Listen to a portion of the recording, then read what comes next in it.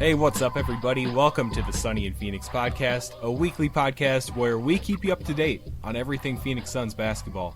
This week, we'll start things off by talking about some guys the Suns have worked out over the past week, including Malik Monk, Jayson Tatum, and Jordan Bell.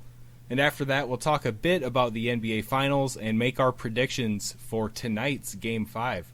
I'm Charlie Erling, and I have Mitch Krumpetich and David McGraw with me. What's up, fellas? You know, just living life, counting down the days till the draft, and then after that I'll be counting down the days till Summer League and trying to make it through the finals. Yeah, I'm feeling about the same. I'm just waiting for these finals to be over with. I thought we were really lucky and going to have the other day be the last day, but that didn't happen, and that was kind of sad. I'm really ready for this to be over and just to have the draft happen. Yeah, I shot you guys a message yesterday or the other day before Game 4, and I said, I hope this is the last basketball game I watch until Summer League, but unfortunately that's not the case. We got a Game 5. Fortunately for the pocketbooks of some guys, though. We'll get into that a little bit later. Yeah, I'm Dun, sure dun, we dun. will. Make sure to get a hold of us on social media. Our Twitter is @SunnyandPHXPod. Our email is sunnyandphxpod@gmail.com. And check us out over at our new host, the Deepish Thoughts Podcast Network, over at deepishthoughts.com. Thanks for listening to the Sunny in Phoenix podcast. If you'd like to further support the show, you can head over to tpublic.com/user/sunnyinphx. That's teepublic.com/user/sunnyinphx. We've got t-shirts, mugs, phone cases, all kinds of stuff. You can get our famous cheese is warming up design, or just one that says Sunny in PHX. Again, tpublic.com/user/sunnyinphx. And go Suns. All right, so last week, David and I had a bit of an argument on the amount of luck involved in certain sports. And I did a little bit of research because I know that I'm right, and I wanted to back it up with some stats. Oh. And so I have those stats. There's a guy named, I'm going to butcher this name, but it's Michael Mauboussin. He is an investment strategist and sports fan who wrote a book called The Success Equation, and it ranks sports by the relative contributions of skill and luck to the regular season standings. This is all coming from a website called Vox.com. The title of the article is Why It's So Much Harder to Predict Winners in Hockey Than Basketball, which is the exact argument I made last week. And there's a video you can watch, but I'll sum it up very generally. He looked at a few sports here, if you will, from the lottery and roulette to hockey, the NFL, Premier League soccer, baseball, MLB baseball, NBA basketball, and chess. And he made a continuum that shows on the left you have luck, and on the right you have skill. To the far left you have the lottery and roulette. A little bit in the middle, slightly left, you have hockey. And then far right you have chess, which is all skill, no luck. And just a tiny bit to the left of that is basketball. So, anything to say there, David? You know, this sounds like someone trying to make things way too complicated, also called analytics. Yeah, exactly. Analytics, Ernie. They're amazing. I love analytics. Okay, Zach Lowe fanboy. You know what? I stand by what I'm proud. said. And I think that the unpredictability thing is just some dude really trying to justify him always losing bets. But, okay, think of unpredictability. Rather than that term, think of it as skill. There's more skill involved in basketball. And NFL football, I think that is kind of an outlier because there's only 16 games. Wait, hold on. Time out. Are you saying those drunk Canadians don't have skill? They have a lot of skill, but there is more luck involved. I mean, and I'll tell you, I was going to send you this video, but I thought it would be better to bring it up on the podcast and get your raw reaction. I'm going to be real. I almost completely forgot that this was an argument that even happened. I didn't forget. Mitch does not forget things that easy. I leave it out. I leave it all out on the podcast. Mitch, I think that it's really rude because luck is definitely a factor in basketball. Just ask the Cavs in Game 4. Oh yeah, sure. Okay, that's how I'm ending this. That's how I'm ending this. Yeah, Mitch came in with the proper citation for the video that he watched in the article. Right. I got to give him the point, and I think that settles it. Thank you, Tony Reale. No, I will say that, like, legit good job, Mitch, on coming up with your point. I, like, legitimately forgot about it. I mean, like, I'm still going to argue and say that, like, there is, like, skill and all that other stuff, and, like, it's, like, out of the major sports, the really one that only has a whole bunch of luck is the, like, World Cup and football, but good job on your research. I think this means that we should all just only watch chess because that has the most skill. It's all skill. But are you saying that, like, there's skill in the lottery too, like picking numbers? I'm trying to think of a Please witty say retort no. for that. Please say I no. was really going let's for a move it witty on. retort. Yeah, no. Let's. All right, If perfect. there was any skill in the lottery, we would have had higher than a top 4 pick. Wow, that was too soon, David. Okay. Blow the belt. I'm But- sorry. Anyway, check this video out. It's called "Why It's So Much Harder to Predict Winners in Hockey Than Basketball: A Statistical Look at Luck and Skill in Sports." Vox.com. Really interesting stuff, especially if you like analytics like I do. Well, that was very well presented, Mitch. But let's Thank you. move on. Let's get into the private workouts that took place this week. And Malik Monk and Jayson Tatum both worked out for the Suns. Monk came in on the 6th, and then we met Tatum in L.A. for his private workout on the 10th. And since Monk worked out first, let's start things off with him. What are your guys' initial impressions about Monk? Well, I have his basic stats pulled up here. In his freshman season at Kentucky, he averaged 19.8 points per game, 2.5 rebounds per game, and 2.3 assists per game, along with half a block and half a steal and 2 turnovers. I like Malik Monk. He is really good. He's a great scorer. He's super clutch. He steps up in the big moments. Really confident. I love the confidence that he plays with. Fast. I like what he does. Does he fit with the Suns? I don't know about that. I'm just very curious because I don't really see him running the point, and we already have Devin Booker, and it's likely that either De'Aaron Fox or Josh Jackson would both or one of the two be available before Monk. And the only way I see us taking him is if we decide to trade back. Maybe we really like this guy and we trade back in order to get something with that 4 and trade to 7 or 8 or something like that and pick him. Okay, so Mitch, you said something interesting about how you wouldn't know how he would fit with Booker in a backcourt because he might not be the point guard we're looking for. But from what I saw, it seems like Monk could be a great defender of point guards when he does get his defense turned up. That's going to take a little time, but I really like his quickness and that athleticism. That means something when you need to stay in front of the ball, so I like that. That's true. And also, he's not a ball-dominant guy.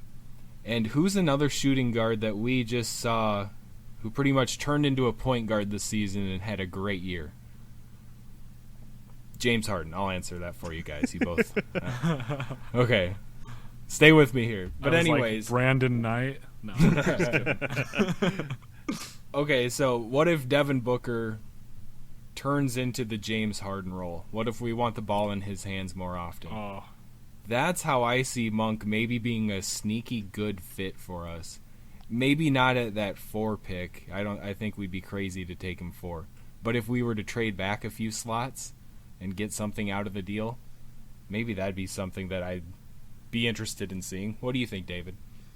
Yeah, so just with the whole point guard thing, I think that it's very interesting, and there has been talk for, or there hasn't been talk. There was an article, I think, that came out just this past week where Watson had said that he feels like Devin Booker could be a point guard or have that point guard type of role, really.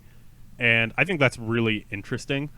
Whether or not I think that's right and feel like we should probably have someone that can play a little bit more of a traditional point guard role, all of that. I definitely agree that Malik Monk is an interesting prospect.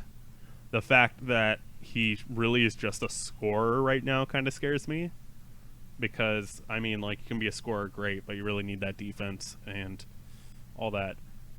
I think that we would for sure have to trade back and get some more picks out of the deal because, look, I just feel like if we're not getting Fox or Jackson at 4, then we've done something wrong.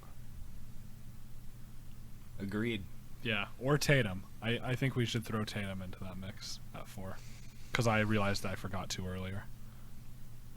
That's true. If Jackson goes 3, right, Tatum does become an option at 4 just to fill a spot. Does but he? Exactly. I mean, like, well, he does fill a. I feel you. We can debate Isaac versus Tatum versus Jackson. True. We can do all of that, but that's fair. Okay, but anyways, one thing about Monk, McDonough said that he's probably the best shooter he's seen come into a pre-draft workout since he's been with the Suns. So that's something you just got to take into consideration. A knockdown shooter like that can never hurt. So, yeah, that's true. I mean, we're terrible at defense, but more offense is always a good thing. We're kind of terrible at shooting too, though. So, well, yeah, that's a good point. Terrible at shooting, terrible at defense. We're okay at rebounding, kind of, as long as Chandler's in. So anything can help at this point. Yeah, I think that'd be a fair way to put it. We need and that's help at why, everything. actually, right. But the more I think about it, you know, like we talked about getting memed at the lottery and like all of that, and just not being very happy with the 4 pick. But the more I think about it, the more I'm just like, look at all these potential guys that are going to be available at 4. From maybe Jackson, maybe Fox, Isaac, Tatum, now Malik Monk. Like, any one of those guys is going to fill a need for us. So that's why I'm kind of like, maybe it's not all that bad. Yep, that's a fair point. Okay, let's move things on to Jayson Tatum. They met in LA for a private workout on the 10th. And before we get into it, why do we got to do this stuff in LA? Like, why was that necessary? David, I'm sure you might have some input on that.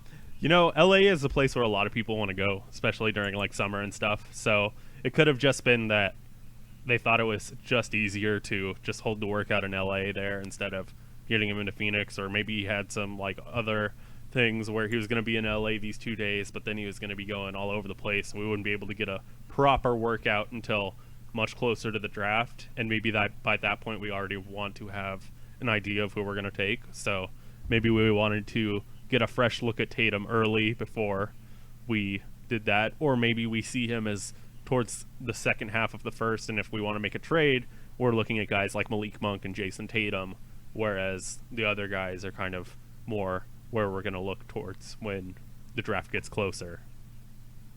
Right, that makes sense. And we talked about Tatum plenty in episode 68, where we compared Tatum and Josh Jackson. We talked about that, who we think we'd take at the 4 spot there. So be sure to go check that episode out if you missed it. So what else do we got about Tatum? I know David likes to compare Tatum to Tobias Harris. So Yes. Go a little in on that, please. So Jayson Tatum really scares me. He has a very polished offensive game, and there's no question about that. And he does have very comparable stats to Jackson and is a year younger. But there is kind of a precedent of these polished offensive players not really ever developing in anywhere else. And some of these guys that like aren't already playmakers really being able to make that extra step.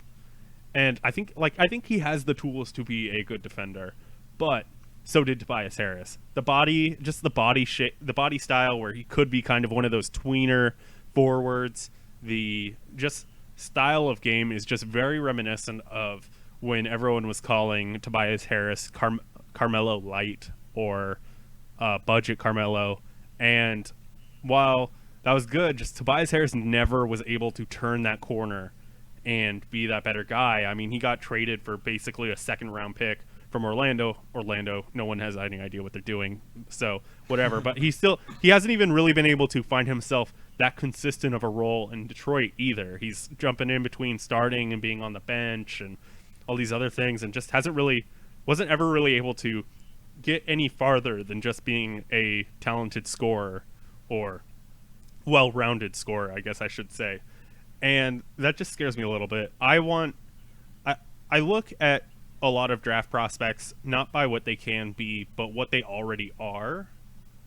And that makes me want to be more of a sure thing in general. And that's why last year we originally said in general that we thought that Marquise Chris would go to Boston. We felt like they needed power forward help, and he was more of a sure thing than Bender. Had less experience. He had things about him that felt NBA ready. And of course, this past NBA season kind of showed that. And while we could talk about that here and there, I just think that when it comes to the sure thing, yes, the scoring is great. But when you have a guy that looks for sure that he can be a good distributor, transition player, and defender, you're just 100% going to go there. And I think both Fox and Jackson have those abilities, and Tatum doesn't. Yeah, I agree with that. Especially, I do really like the Tobias Harris comparison. And guys like Tobias Harris who play some 3, play some 4, I'd rather just see a guy like him really focus on becoming more of a post player. I know we're going away from the positions in a league, we're going to the positionless league. But I think that might be the way he'd most benefit a team. He's got the size, he has the length. Maybe put on a little meat, move your game inside a little bit more, and be that guy. I think that he could do that, and those are the same things that I think of when I look at Tatum. Tatum's not that explosive athlete that we like to see at a small forward position. So maybe that's a transition that he should maybe not do it now. He's still young. Maybe he can turn into more of an explosive player, but I think you guys know what I'm getting at here. Yeah. The only thing I think is that Tatum has a higher ceiling than Tobias Harris for sure. And a lot of people, what I've been seeing lately is people saying that Tatum right now has the best offensive game of any draft prospect. And I don't know if I completely agree with that because I really like what De'Aaron Fox did this season. But Tatum does have a great offensive game. And I do think that he would fit a need that we have in Phoenix. But as we all know very well, as Suns fans, we do not draft by need. We draft by best player available. So all that we're going to do is we're going to be looking at our board of who is the best. It doesn't matter what position, in quotes, they are. But if we feel that that Tatum is the guy, then I would be happy with getting him. Yeah, and I completely agree with you. I think that a lot of my real complaints with Tatum are also really funny because they're my complaints with Monk. Just in general, they're kind of very similar complaints. And look, offense is great, and offense is a good indicator, but you've got to go best player available, because if you start going for a need, then you're not doing the draft right, in my opinion. Okay, so in the other 2 days of workouts, the Suns had 6 guys in per a piece for those workouts. So I'm just going to list these guys off, and then when I'm finished, we can talk about a few that stand out to us. So on June 7th, we had, time to butcher some names, we got Laurinus Barudis, why not? Dylan Brooks, Johan Granvorka, Rodney, don't call me Richard Pryor, Paul Watson, Matt Williams. And then on the 9th, we had Jordan Bell out of Oregon, Matthias Lasort, one of those. Then Devon Reed, Andrew White the third, Tim Williams, and Tim Kempton Jr. got in there. So who sticks out from that list to you guys? Definitely those Oregon guys in general. Dylan Brooks, while, measurements, I don't think we're ever going to put him as a high first rounder. He has kind of dropped in Draft Express, and I don't know. I just think that's a miscall. I think that very early third rounder, or not third rounder, that very early second rounder or late first rounder is really where he should go. He's got a very polished, I think, offensive game. He's not really going to get much better, but he's going to be a serviceable backup wing. And I think that having him at 45 right now, like Draft Express does, is kind of a disservice, kind of just like not really that fair. I think he is a lot better than that, and I don't know. So that's kind of just how I feel. Yeah, I liked that Oregon team. I was really happy that they got to the Final Four. I liked what they did. I liked the way they played. They were fun, but I mean, Dylan Brooks, I believe he's 6'6" with a 6'6" wingspan too. That's not super encouraging. He makes up for it though. He's a pretty physical player.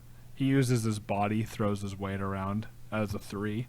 I could see us maybe taking a little bit of a reach with that early second round pick, but I don't know. I feel like there's going to be some guys that are a bit better available there. But I think it's interesting that we worked him and Bell both out. And speaking of Brooks and the not great measurements that have come out, I'm going to rewind back. Monk, too, did not measure out well at the Combine. Right. He was 6'2" and a quarter without shoes, and then just a 6'3" and a half wingspan. So that's nothing flashy, and that is becoming more and more of a big deal in the NBA. So that's something to look out for, too. I mean, it's a good indicator, these measurements, and that's why recently Frank Nitlika or whatever it is, he just had a measurement where his wingspan was over 7 foot, and he's a 6'5" point guard coming out of France, and those measurements are really good indicators of defensive potential. Normally, the longer you are, the more ability you are to play different positions, where, Draymond Green is like 6'6", 6'7", but he can play center because he has over a 7 foot wingspan. Giannis is a freak of nature. Rudy Gobert is kind of this freak of nature guy, and guys that have been able to turn it on the defensive end, and even when they were super raw, they just had that potential because of that length and some of that stuff. So I think that length is really a big factor, and I think that's definitely hurting Dylan Brooks, because I think he's 6'7" with a 6'6" wingspan, and I mean, he played a little bit of 4 for Oregon in the tournament. I mean, he's definitely a 3 and not a 4, but he showed the potential to do some of that space the floor kind of stuff. And I just think that while the measurements are good, you're not going to look at Dylan Brooks and think that he's going to be a starter for you. You're looking for him to be a solid role player off the bench, I think. Yeah, definitely. And talking about measurements, I want to use this example, which this might seem obvious to some people, but I think it's a really good example. One of my favorite Gonzaga players ever, Kevin Pangos. He was a great three-point shooter, ton of fun to watch, but he was 6'2" with a 5'11" wingspan. I mean, I can't think of one point guard in the NBA that he would be able to guard. Like, that would be very difficult. But he's doing really well in Europe. I saw that his team in Lithuania, I believe, just won their championship of whatever league it is. So congrats to Kevin Pangos. We know he's an avid listener, so. Yeah, of course. I hope so. Just like the whole Suns team. Yeah. Exactly. What's up, guys? That was the Booker. Yo, Marquise, can I be part of the squad picture? Can I be in the background of that Instagram picture of you with the starters? I'd really like that. I can be your bro. Pump and iron. Yeah. That's good stuff. Okay, so another Oregon guy we've talked a little bit about, Jordan Bell. I know everybody has quite a bit of interest in him, and I know David watched a lot of Oregon basketball this year, so why don't you take it away?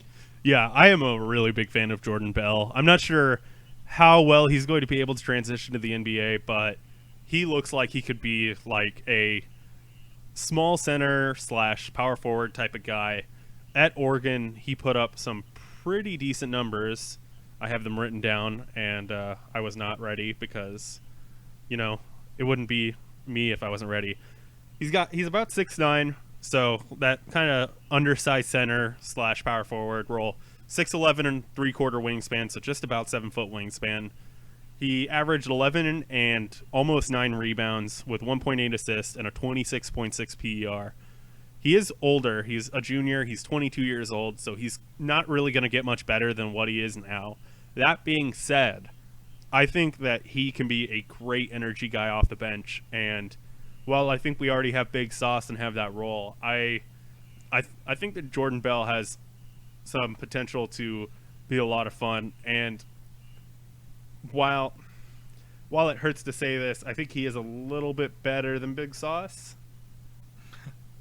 As much as that hurts, but but that being said, I don't think that we really have a fit for him, and that being said, I don't think that there is a way for us to have a fit for him without moving some guys. So as much as I want him, I just don't know if that's necessarily a realistic thing for us or to pick him at our early first right now, or early second. Sorry, whatever. Words are hard. We got you, man. We got you. But, I kind of disagree. I could see where Bell could maybe be a good fit for the Suns in some way. Especially if maybe we don't bring Alex Len back and we do need a little more emergency depth at some big spots. The guy was the Pac-10 Defensive Player of the Year.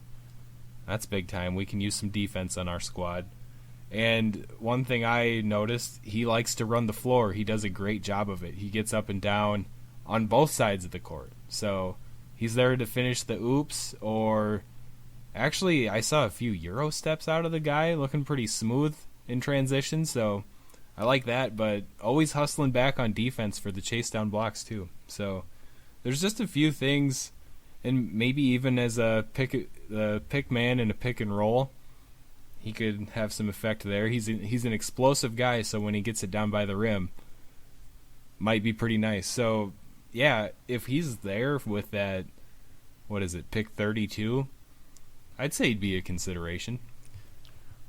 Well, and here's my thing with these backup big type guys.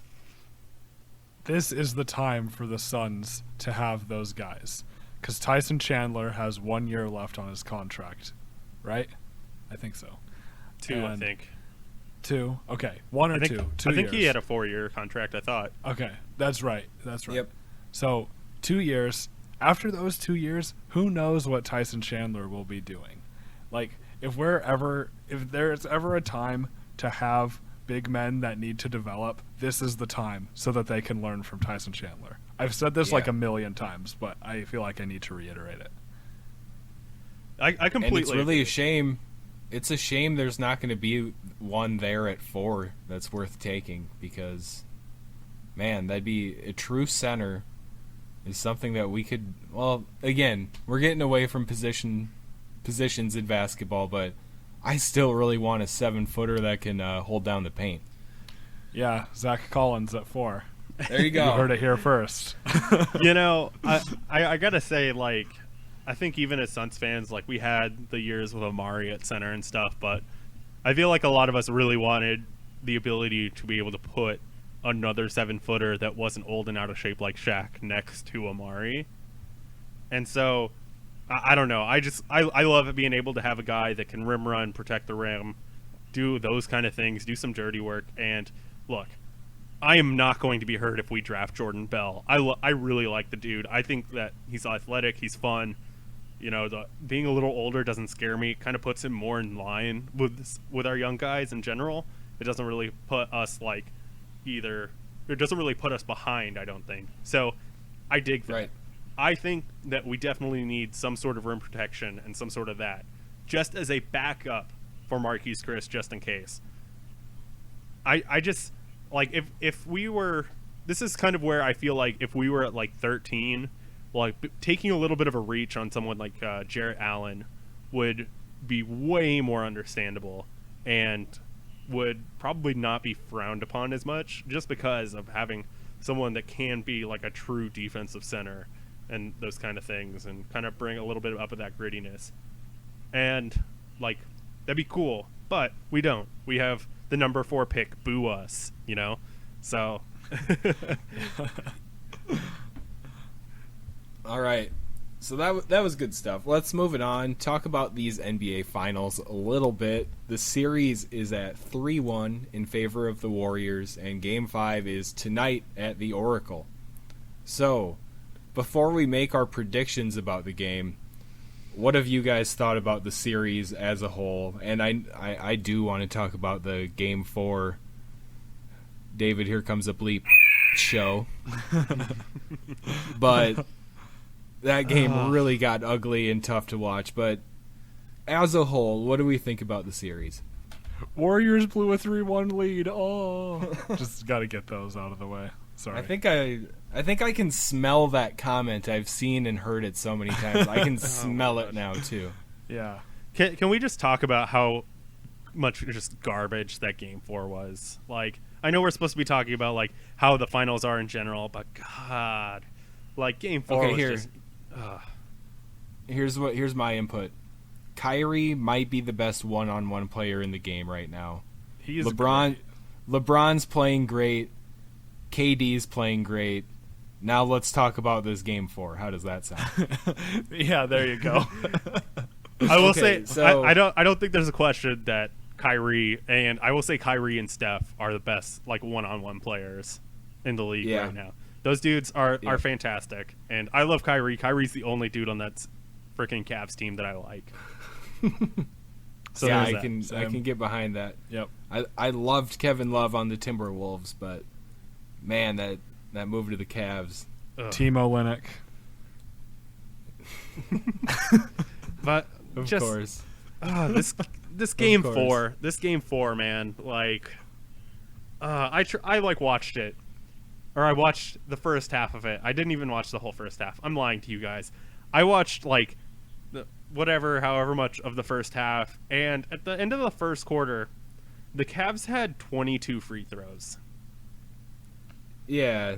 49 points? Is that what they ended up 49. with? Yeah. They missed 8 of those free throws, and they still scored 49 points in the first quarter. I did have a nice laugh when LeBron missed one of those 2 free throws at the end of the quarter not to get 50. That was a nice laugh. But what we're going to talk about, I assume this is what you guys want to talk about, is the whole first technical foul that was supposedly on Draymond but was actually on Kerr, but the scores table said that the ref told him it was on Draymond, but then the ref said he didn't tell him anything until the second technical where he said the first one was Kerr and then the second one was on Draymond. So that's such a mess, and it's like, who can you even believe? Can you believe the ref after watching that entire game? Can you believe a word that he would say to the NBA or the press or whatever? Like, how are we supposed to take this? And then you get Jeff Van Gundy. You get Jeff Van Gundy going in saying, "Oh, this is a terrible look this does not look good for the league." And then Mark Jackson saying something like, "Somebody lied." Like, this was like all live. Their broadcast team was doing this. It looked terrible. Yeah. I'm done now. You guys go. It was like a junior high Facebook chat. Like, oh, did you hear so-and-so said this? Oh, they lied. Oh, no, it was actually this guy. Like, that's what it was like. First had like TMZ on the scene. Yeah, sorry, too. I should say MySpace chat. Yeah. When I was in junior high, the issues were with MySpace. MySpace was dope. Or AIM. I never had MySpace, but... Look, they didn't care who the technical was on because they just needed a technical at that time to kill any Warriors momentum. Because, That's right. Come on, they got the thing down from the league office. We had a day before how much money like the Warriors would technically lose if like it didn't go like any farther than a 5-game series because of just ticket prices and all this other stuff. So like come on now. Like, I don't want to be every year where there's some sort of harp about, like, some sort of riggedness. But, I mean, like, this was a pretty perfect opportunity from a money standpoint for everything to be extended. Like, oh no, like, the Warriors just keep on fouling. And, like, fouls that, like, aren't even there. Like, did like that Shumpert, like, flop where Steph Curry, like, had a hand on him, took it off, was running, and then Shumpert, like, flopped and they called a foul. And it was like, come on now, you guys. Like, you're just calling it because, like, you need it to be there, because you need this to keep on going because of those TV ratings and that money. Like, okay, I just threw something in my room. Sorry about that. How about when LeBron and Shumpert ran into each other and both flopped? Like, that just summed it up right there. That was like some Clippers level. That was fantastic. Shortly after that, man, I don't Twitter very often. Follow me at Charlie Erling. You gotta do it. I like made my first tweet in maybe years. I don't know, but I only got one retweet, and it was from my man Mitch here. But I said LeBron James spends more time on the floor. No, LeBron James spends more time lying on the floor than a rug. Because the dude's on his back, holding his head, holding his ankle, just every time he gets brushed. And dude, we know you're the biggest and strongest and fastest guy on the court, the chosen one. Like, why do you have to act like that? We know that doesn't hurt that bad. We know it. But You're like, grown. How is he gonna get those foul calls? Yeah, you know what? To be fair, in this whole situation, the whole Draymond, that was definitely a second technical. He should be out of the game. Dude probably should have had 2 technicals by the end of the first quarter. If they're gonna call him the way they called that one on him. I mean, if they're gonna call technicals like they did it, like, go look at technicals they call against Boogie, and then look at what they don't call against Draymond, and like, yeah, Draymond should have been kicked out of quite a few games. That being said, they don't do that. So like that one technical they called on him and then rescinded and said they called it on Kerr or whatever. Like, they really just needed to, like, okay, we need to kill momentum right now. I mean, you can go back exactly a year ago on this podcast and hear us say the NBA is a business.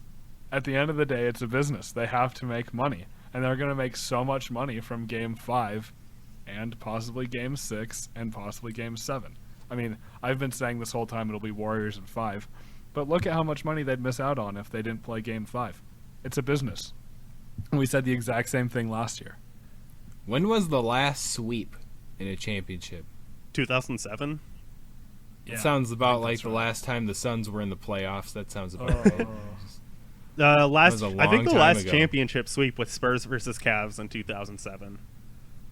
So, like, that sounds right. It's not something that happens, and like, yeah, it doesn't happen for a reason, but this time it didn't happen because, like, they needed stuff. I don't know. I don't want to go on this whole, like, super jaded, like, old person thing about, like, things being rigged or whatnot, but, like, it's, like, very convenient that the Cavs were able to, like, keep all this momentum up while also shooting a million free throws.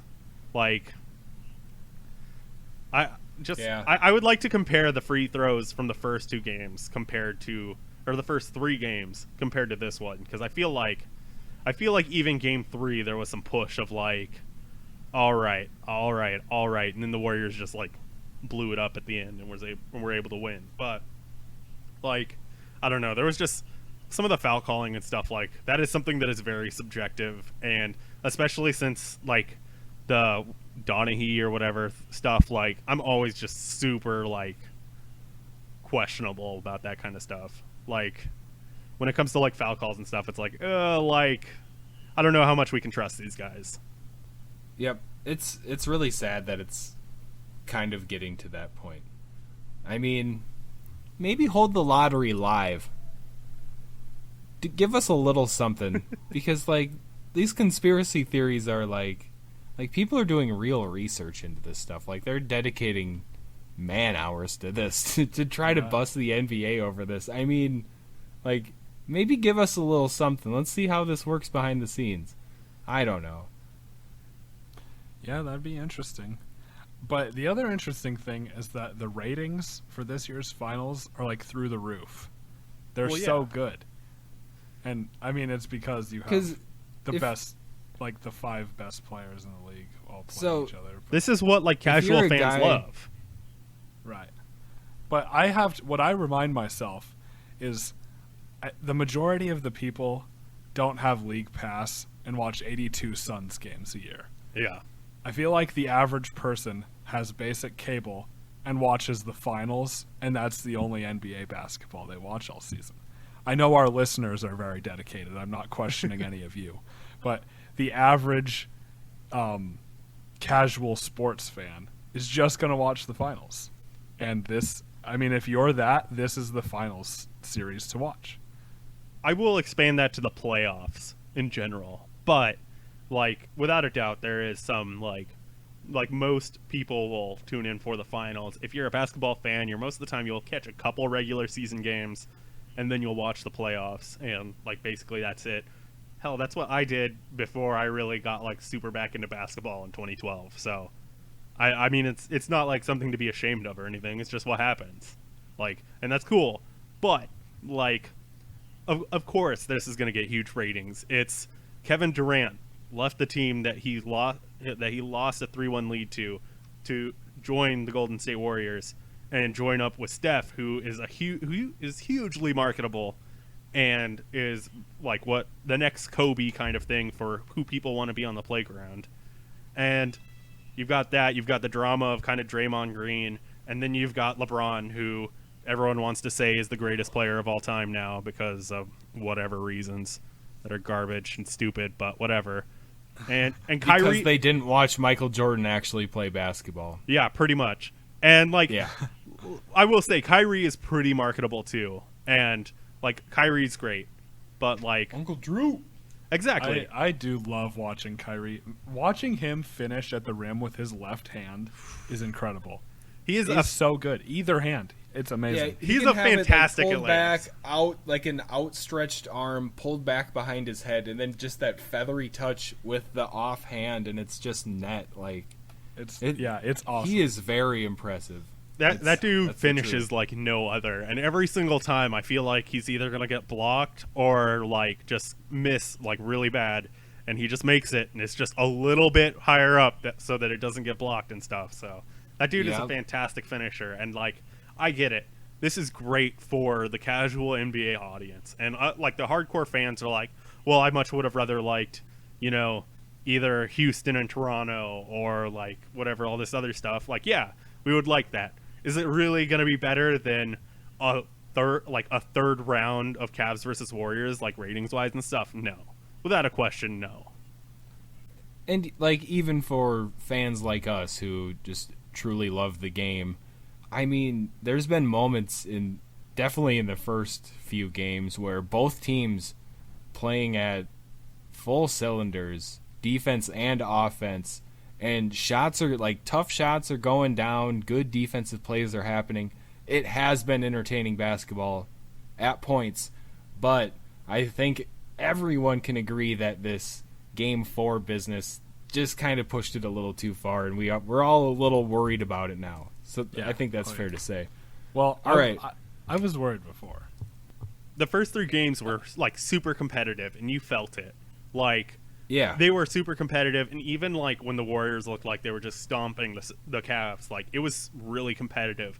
Like there was that like Zaza set an illegal screen, and like Steph was like pissed off as all hell, and it was something that like I feel like we didn't really see much from the Warriors the last 2 years.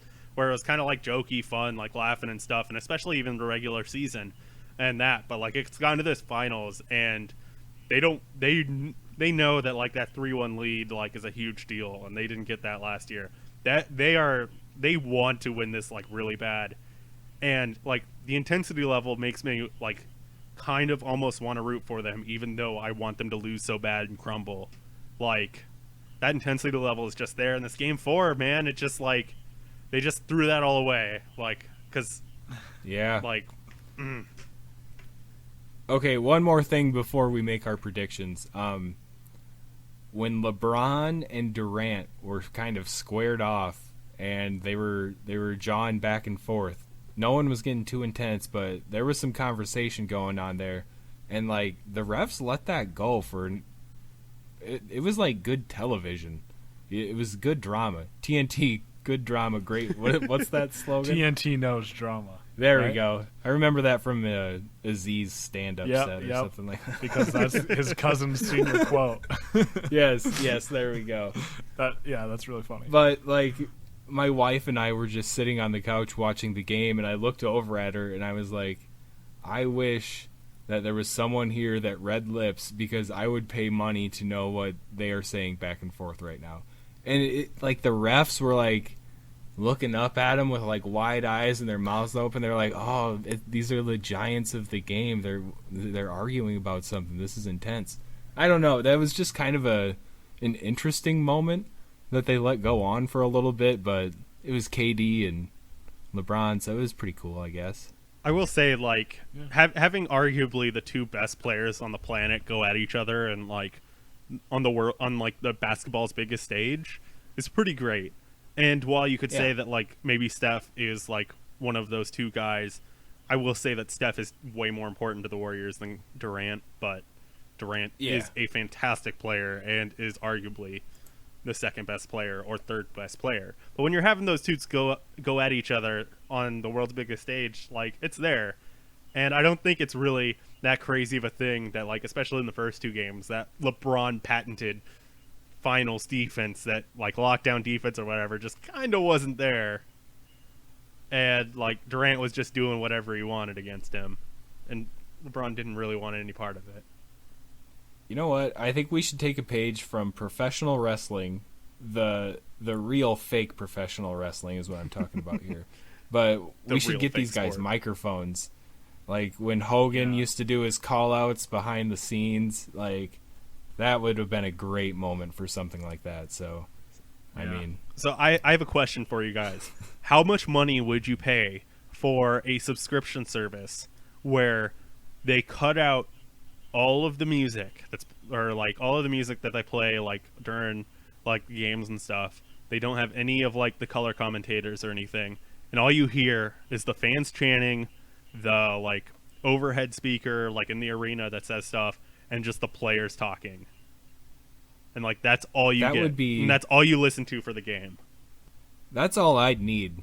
Yeah, really. I'd pay the same amount that I pay for League Pass for that. You know, you might have to rewatch a game to really get a good grasp of it, because you might miss something that an announcer saw. But I mean, I'd get into that. I'd throw my headphones on and just have that on my nice computer monitor. I'd be zoned in for 2 hours or whatever. Like, no doubt. If they had like League Pass and like you could pay like $15 like extra a month or whatever. I don't know what League Pass costs are really that much. But like either like $15 I don't either. $15 a month extra or something like that. And you got like the pure experience is what they called it, or something, where you could like watch games like that. That would be awesome. That's not a bad idea. That would be cool. If you're from League Pass and you're listening to this, we know you're listening. You're listening during the powwow, like getting ready. Of course. And you know what? When you brought that up, the first thing I thought of was Summer League last year. Yes. The gym doesn't quite fill up all the way. There's not a ton of crazy music. You can hear every word on the court. You can hear the coach chewing some ass on the sideline. And guess what? If you want to talk smack to RJ Hunter and make sure he hears it, you can do that. Like, I know from experience. So, yeah, that is cool, though. I completely get where you're coming from. But we got to do this. We got to pick our winner for this Game 5. And, David, you're first. Look, I feel like it's a disservice if the Warriors don't win. I think that the Warriors are the better team without a doubt. They have the better matchup. They got a raw deal from the NBA for Game 4. And I think that, God, I just think that, like, if I just feel like that, like, they're going to figure out some way to, like, even if, like, everything's skewed in the Cavs' favor, to win this one at home. How about you, Mitch? I've been saying it since before the finals started. Warriors in 5. All right. So whenever anybody has asked me about this, I've said I feel like the Warriors are going to win, but I feel silly counting out LeBron. And now that has changed to I really feel like the Warriors are going to win, but I can't count out LeBron or the refs. So there you go. I want to say Warriors, but you know what? I'm going Warriors because they're going to be feeling the same way the Cavs felt the other night at their place. Now that it's back in Golden State, I think it's time to step it up and finish things out. So I'm going Warriors too. I think it's time to see that league top defense just really locked down. Right on. All right, this one's going a little long, so let's keep these non-sports plugs quick, boys. We got David's Comic Book Corner, Mitch's Face Melting Minute, and then I got something random too, so David, go. Yeah, so gonna shout out the Upgeek Creek podcast. Just came out with episode 2 for Wonder Woman. I had a recap and review of that. I've been messing around with some video stuff that I'll start adding onto the possibly this podcast as well if I start feeling a little bit better about it, which would make stuff pretty fun here. But messing around with that, had a fun time just kind of recording that recap and review. So definitely check it out. And hopefully I can start doing things a little bit more often than once a month for that. But, it's a lot of fun. And I think I might get you guys to record 1 or 2 while we're up in Vegas and having some free time. Yeah, we should. As long as it's after a night on the Strip, I'll talk about whatever you want. That's right. And see, that's Absolutely. the plan. If I got you guys on the Strip, get you a little bit and stuff to where you're drinking some Bud Light. Yeah. Just kidding. You get a little loose. But I think I can get you guys to agree to just about anything. That's fair. Okay, so for mine, I'm going to pitch the show Letterkenny. It's a Canadian TV show that I guess I shouldn't have watched, but I found a way to watch it and I did. But if you go to YouTube and type in Letterkenny problems, you'll see quite a few videos. They started things off as a little web series.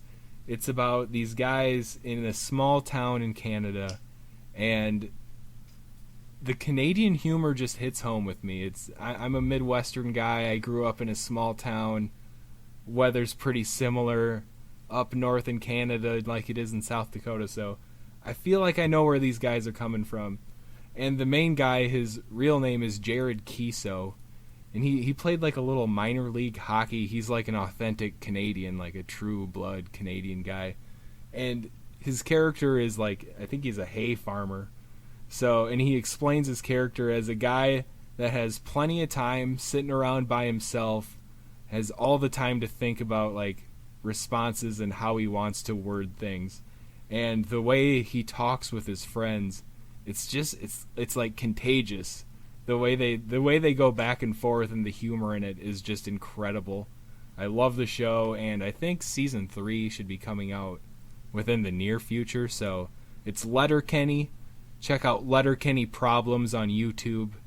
Highly recommended. So Chuck, real quick, have you ever seen a movie called Strange Brew? I've heard of that, but I haven't seen it. You probably need to watch it. I need to get in on that. Okay, I'm just leaving that there. Okay. You know what? I'm going to write it down. I'm writing it down right now. Well, while he's writing that down, I'm going to plug my metal album this week. And this is one of the more straight-up metal albums that I'm going to plug. I was on vacation last week, got back, and on the plane I listened to this. It had been a while since I had listened to this album, but I went back to Wrath by Lamb of God. Came out in 2009. True Lamb of God and metal fans might hate me for saying this, but Wrath is my favorite album of theirs. And my favorite songs on there are Set to Fail, Reclamation, and then my all-time favorite Lamb of God song ever, Grace. So check that out. It's very, very good stuff. Right on, Mitch. And that will do it for this week, everybody. Be sure to check out that social media. Hit us up on Twitter at SunnyInPHXPod. And we're going to make a new Facebook site relatively soon here. We plan on doing some cool stuff for Summer League. You dedicated listeners that made it this far, you get to know about that. So just be on the lookout during Summer League. We'll be sure to hit you up with all of our links so you can get us followed and everything. But something to look forward to. Go Suns.